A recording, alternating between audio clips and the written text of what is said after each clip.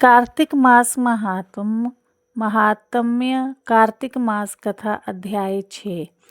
नारद जी बोले, जब 2 घड़ी रात बाकी रहे तब तुलसी की मृतिका, वस्त्र और कलश लेकर जलाशय पर जाएं। कृतिका में जहाँ कहीं भी प्रत्येक जलाशय के जल में स्नान करना चाहिए। गर्म जल की अपेक्षा ठंडे जल में स्नान करने से 10 गुना पुण्य होता है। उससे 100 गुना पुण्य बाहरी कुएं के जल में स्नान करने से होता है। उससे अधिक पुण्य बावड़ी में और उससे भी अधिक पुण्य पोखर में स्नान करने से होता है। उससे 10 गुना झरनों में से और उससे भी अधिक पुण्य कार्तिक में नदी स्नान करने से होता है। उससे भी 10 गुना पुण्य वहाँ होता है जहाँ 2 नदियों का संगम हो, और यदि कहीं 3 नदियों का संगम हो तब तो पुण्य की कोई सीमा ही नहीं। स्नान से पहले भगवान का ध्यान करके स्नानार्थ संकल्प करना चाहिए। फिर तीर्थ में उपस्थित देवताओं को क्रमश अर्घ्य, आचमन्य आदि देना चाहिए। अर्घ्य मंत्र इस प्रकार हैं: हे कमलनाथ, आपको नमस्कार है। हे जलशाही भगवान, आपको नमस्कार है। हे ऋषियों, आपको नमस्कार है। मेरे दिए अर्घ्य को आप ग्रहण करें। वैकुंठ, प्रयाग तथा बद्रीनाथ में जहाँ कहीं भगवान विष्णु गए वहाँ उन्होंने 3 प्रकार से अपना पांव रखा था। वहाँ पर ऋषि, वेद, यज्ञों सहित सभी देवता मेरी रक्षा करते हैं। हे जनार्दन, हे दामोदर, हे देवेश, आपको प्रसन्न करने हेतु मैं कार्तिक मास में विधि विधान से ब्रह्म मुहूर्त में स्नान कर रहा हूँ। आपकी कृपा से मेरी सभी पापों का नाश हो। हे प्रभु, कार्तिक मास में व्रत तथा विधि पूर्वक स्नान करने वाला मैं अर्घ्य देता हूँ। आप राधिका सहित ग्रहण करें। हे कृष्ण, हे बलशाली राक्षसों का संहार करने वाले भगवान, पापों का नाश करने वाले, कार्तिक मास में प्रतिदिन दिए हुए मेरे इस अर्घ्य द्वारा कार्तिक मास का व्रत करने वाला फल मुझे प्राप्त हो।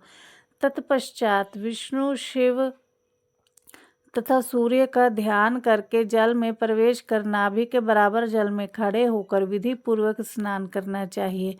गृहस्थी को तिल और आंवले का पूर्ण चूर्ण लगाकर तथा विधवा स्त्रियां यति को तुलसी की जड़ मिट्टी लगाकर स्नान करना चाहिए। सप्तमी, अमावस्या, नवमी, त्रयोदशी, द्वितीया, दशमी तथा तिथियों को आंवला तथा तिल से स्नान करना वर्जित है। स्नान करते हुए निम्न शब्दों का उच्चारण करना चाहिए: जिस भक्ति भाव से भगवान ने देवताओं के कार्य के लिए 3 प्रकार का रूप धारण किया था, वही पापों का नाश करने वाले भगवान विष्णु अपनी कृपा से मुझे पवित्र बनाए। जो अमनुष्य भगवान विष्णु की आज्ञा से कार्तिक व्रत करता है उसकी इंद्रादि सभी देवता रक्षा करते हैं, इसलिए वह मुझको पवित्र करे। बीजों, रहस्यों तथा यज्ञों सहित वेदों के मंत्र, कश्यप आदि ऋषि, इंद्रादि देवता मुझे पवित्र करे। अदिति आदि सभी नारियां, यज्ञ सिद्ध सर्प और समस्त औषधियां व तीनों लोकों के पहाड़ मुझे पवित्र करें। इस प्रकार कहकर स्नान करने के बाद मनुष्यों को हाथ में पवित्री धारण करके देवता, ऋषि, मनुष्यों तथा पितरों का विधि पूर्वक तर्पण करना चाहिए। तर्पण करते समय तर्पण में जितने तिल रहते हैं उतने वर्ष पर्यंत व्रती के पितृगण स्वर्ग में वास करते हैं। उसके बाद व्रती को जल से निकालकर शुद्ध वस्त्र धारण करने चाहिए। सभी तीर्थों के सारे कार्यों से निर्वृत्त होकर पुनः भगवान विष्णु का पूजन करना चाहिए। सभी तीर्थों के सारे देवताओं का स्मरण करके भक्ति पूर्वक सावधान होकर चंदन, फूल और फलों के साथ भगवान विष्णु को फिर से अर्घ्य देना चाहिए। अर्घ्य के मंत्र का अर्थ इस प्रकार है: मैंने पवित्र कार्तिक मास में स्नान किया है। हे विष्णु, राधा के साथ आप मेरे दिए अर्घ्य को ग्रहण करें तत्पश्चात चंदन, फूल और तांबुल आदि से वेद पाठी ब्राह्मणों का श्रद्धापूर्वक पूजन करें और बारंबार नमस्कार करें। ब्राह्मणों के दाएं पांव में तीर्थों का वास होता है, मुंह में वेद और समस्त अंगों में देवताओं का वास होता है।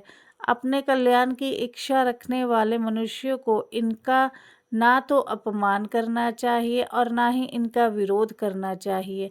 फिर एकाग्रचित्त होकर भगवान विष्णु की प्रिय तुलसी जी की पूजा करनी चाहिए, उनकी परिक्रमा करके उनको प्रणाम करना चाहिए। हे देवी, हे तुलसी, देवताओं ने ही प्राचीन काल से तुम्हारा निर्माण किया है और ऋषियों ने तुम्हारी पूजा की है। हे विष्णु प्रिय तुलसी, आपको नमस्कार है। आप मेरे समस्त पापों को नष्ट करो।